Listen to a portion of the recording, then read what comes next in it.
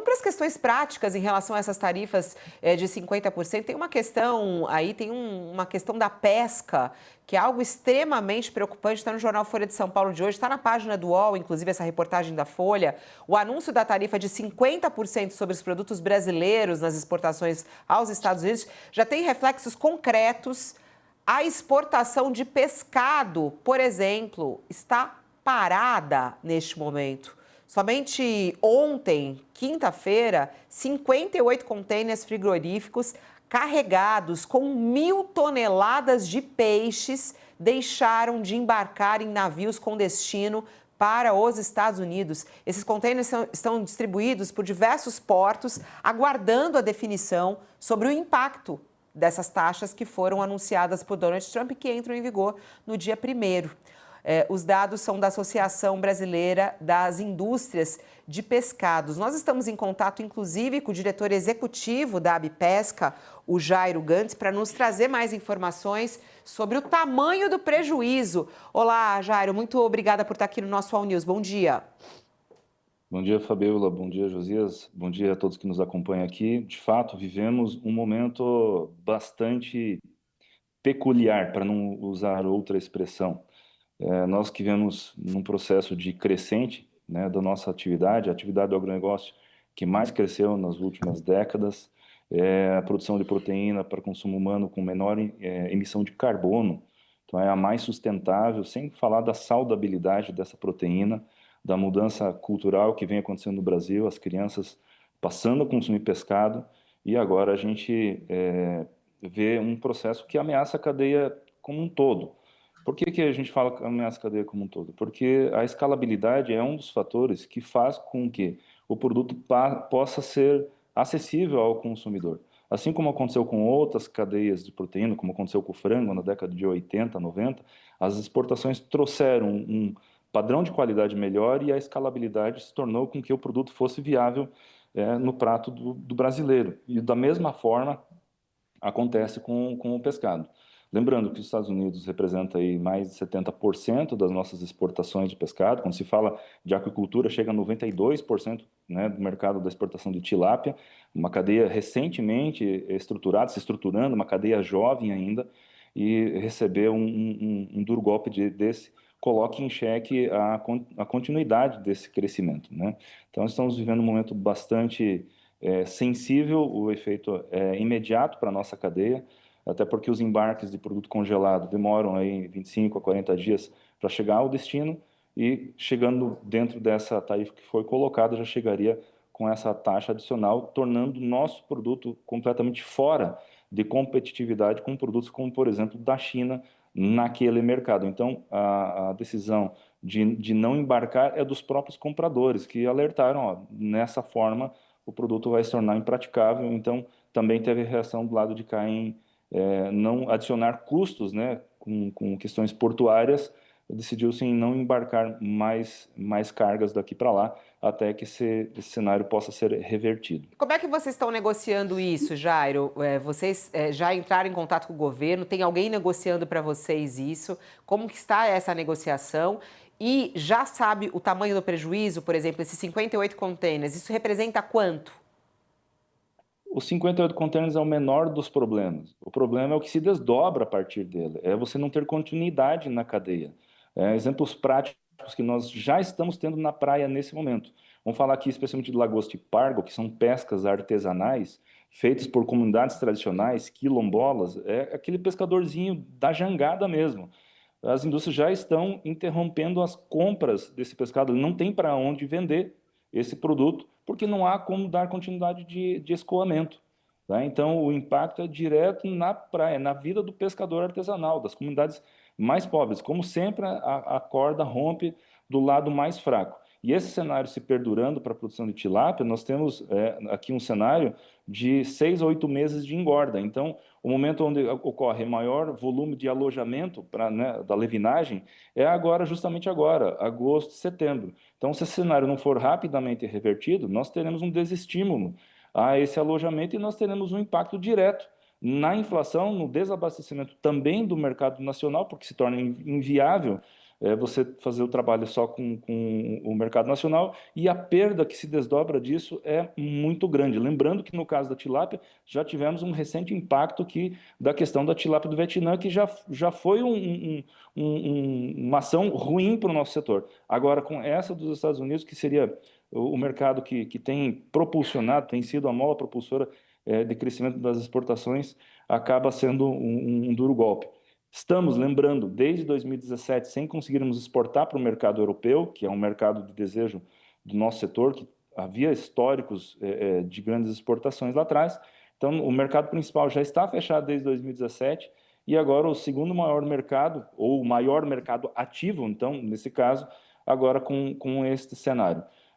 O que nós aguardamos do governo? Temos feito articulação via a Frente Parlamentar da Agropecuária, a Bipesca faz parte do IPA, Instituto Pensar Agro, que faz a coordenação política junto com a Frente Parlamentar, e também junto ao Pró-Brasil, que são as 8 entidades de proteínas, as maiores entidades de cadeias de proteínas do país, fazendo articulação junto com o governo para que a gente consiga, de imediato, pelo menos conseguir uma postergação de entrada em vigor, porque o reflexo já foi imediato. Então, o que se pede é que se consiga pelo menos 60, 90 dias para a entrada em vigor, para que de maneira racional e não visceral consigamos botar a bola em campo e manter a tradição diplomática brasileira de que não entre em conflito, que a gente faça negócios. O que nós estamos discutindo aqui, não estamos discutindo ideologia política, nós estamos falando de negócios. Nós temos um desdobramento social e econômico, um impacto gigantesco, e o que se espera é que a gente tenha essa serenidade para, com a bola em campo, com cautela, darmos cada passo de maneira assertiva para que não impacte a cadeia. Não é as indústrias somente. Nós precisamos enxergar que o impacto social é diretamente na veia. Lembra-se que na pesca, 95% ou mais é pesca artesanal. Tá? E na aquicultura, 90% Aliás, Jairo, fiquei curiosa. Eu quero passar para o Josias, mas quando o senhor fala, só muito rápido, quais são esses pescados? Quais são os mais exportados para os Estados Unidos? Que tipo de peixe? Em valores é lagosta, o item número 1, pargo, atum, corvina e tilápia. Tá? Em volume, corvina, volume maior, tilápia em segundo colocado. Mas em valores seria lagosta e pargo na primeira colocação, que é justamente pesca, só é pesca artesanal, não existe pesca industrial dessas pescarias. Agora, Jairo, o presidente Lula disse que vai chamar os empresários, os representantes de setores que são afetados por essa tarifa de 50% fixada pelo Trump, para participar, para dividir com o governo a decisão sobre o que fazer. Nem sei se o setor pesqueiro será convidado, presumo que sim, porque está tendo, a sua atividade está sendo afetada, mas pelo que você está dizendo, se for chamado a participar de uma reunião como essa, vai aconselhar a não retaliação, vai aconselhar que o governo não responda na mesma moeda, que o governo não imponha tarifas aos Estados Unidos, é isso? O primeiro momento que a gente espera é que a gente consiga um tempo para pensar um pouco mais nesses desdobramentos. A gente observa que essa postura do governo americano já executou isso com outros países. E na diplomacia houve reversão em vários casos. Tá? O que a gente espera é que a gente consiga, da mesma maneira, ter uma atitude reacionária, visceral, sem botar a bola em campo. Nós entendemos que, em termos de comparação de poder de economia, nós não estamos em posição de igualdade para impor qualquer coisa.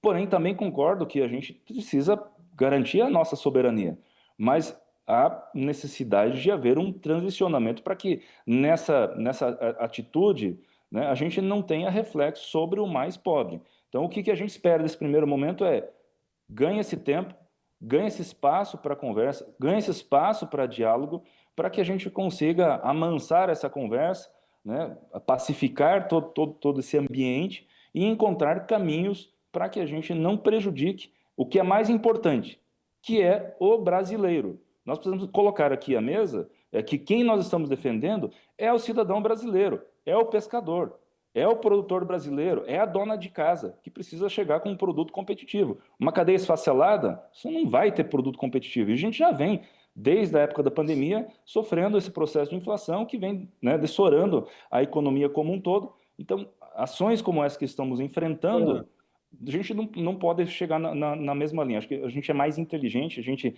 vende para mais de 200 países, independente de posições ideológicas. O Brasil é muito competente, não só na qualidade, o Brasil tem um histórico de competência diplomática e a gente aposta que essa competência diplomática seja mantida, seja fortalecida nessas tratativas. Então, nós estamos lidando, Jairo, com um personagem que é meio imprevisível, né? O Brasil não tinha por que ser retaliado, não tinha por que amargar tarifa de 50%, uma vez que os Estados Unidos têm conosco uma relação comercial superavitária, né? Mas ainda assim, estavam lá com nossos 10%, o Trump chega uma tarifa de 50% e que não tem nada de comercial.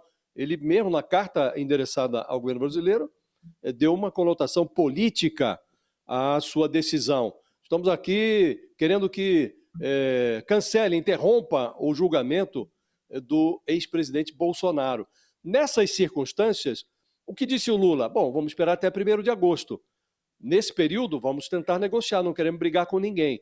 Agora, não havendo um recuo, se for mantida a tarifa de 50%, nós vamos retaliar. Ele não disse o que vai fazer, mas insinua que fará algo, né? Você acha que mesmo assim, mesmo que chegue a 1º de agosto e que essa tarifa seja mantida, o governo deve se abster de tomar providências contra os Estados Unidos? Qual é o limite, a seu juízo? O limite é ganhar tempo, né? Quando a gente está no meio de um tornado, a gente não consegue enxergar para onde é que ele está caminhando e o que está voando que possa nos acertar. Nós não temos mensurado exatamente os totais desdobramentos disso. É necessário que a gente tenha cautela, serenidade, bom senso. Então, para isso, nós precisamos de tempo. É igual você conversar com uma pessoa que está chateada com a gente. Naquele momento, não é o melhor momento de você buscar o diálogo. Falar, vamos conversar, vamos acalmar os ânimos, vamos achar um caminho mais inteligente, porque o objetivo que se quer no final não é defender o interesse do lado de lá, é defender o interesse do lado de cá. O interesse do lado de cá é que, sim, mantenhamos a nossa soberania, mas só se mantém a soberania com a economia. Tendo economia fortalecida, aí você consegue ter condições de manter a própria soberania. Mas como é que você mantém a economia em situações onde você resolve fogo com fogo? Não, a gente precisa de entrar com diplomacia, pedindo mais tempo para a gente ter tempo de entrar nos pontos de negociação daquilo que é negociável. E nos pontos que não são negociáveis, existem formas de você tratar e não fazer uma gestão internacional via X, via Instagram. Existem as medidas diplomáticas bilaterais, né, que precisam ser tratadas. Vimos o parlamento já se mobilizando com as comissões de relações de exteriores para fazer uma missão nos Estados Unidos para buscar uma pacificação. Entendemos que o negócio que a gente precisa focar é nos brasileiros. Então é importante o parlamento, é importante o executivo brasileiro trabalhar em conjunto buscando um caminho de solução. Quanto mais polarizarmos um assunto que é delicado, que é sensível, menor o resultado nós teremos. As polarizações, nós temos histórico no mundo inteiro, aqui no Brasil também, que não levaram a nada, só a prejuízo. Precisamos buscar o interesse dos brasileiros, precisamos fazer negócio para preservar os empregos e a economia aqui no Brasil.